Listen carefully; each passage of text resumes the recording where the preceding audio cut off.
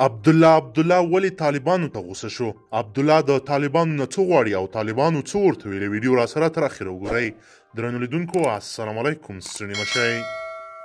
عبدالله په لومړي ځل طالبانو ته توندې خبرې وکړې او ملي دریځ یې اختیار کړ. مخکې به عبدالله د شخصي ګټو لپاره هیڅ توند غبرګون نه ښوده، حتی نیوکه به یې هم نه کوله، خو دا ځل یې تیزې خبرې طالبانو ته وکړې.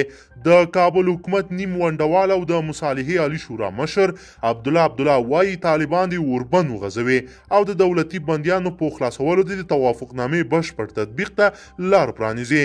عبدالله دغه څرګندونې د حکومت لوري د 900 طالب زندانیانو د خلاصون په تړاو خپره کړې اعلامیه کې کړې. نوموړي ویلي چې د طالبانو له لوري د اوربند د اعلان په درشل کې د حکومت له لوري د طالب زندانیانو خلاصون یو مثبت او د سولې د تحقق او توافقنامې د تطبیق په لاره کې یو اړین ګام و. نوموړي زیاته کړې د طالبانو حرکت د ورته اقدام په کولو او د دولتي زندانیانو په خلاصولو دا پروسه روانه وساتي ترڅو د توافقنامې بشپړ تطبیق او د مذاکراتو پیل ته زمینه برابر شي. د عبدالله له قوله د کورونا وایرس د خپرېدو په اوج کې اوربند د وینې بهیدنې د مخنیوي او د خلکو سره او مال د ساتنې لامل شو، نو ځکه ښایي چې وغځول شي او دایمي شي.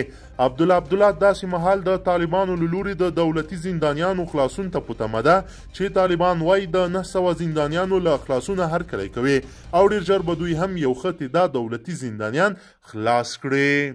درنو لیدونکو، تاسو د عبدالله دغه وینا په هکله کوم نظر لرئ نو له موږ سره حتما په کمنټ کې پرېږدئ.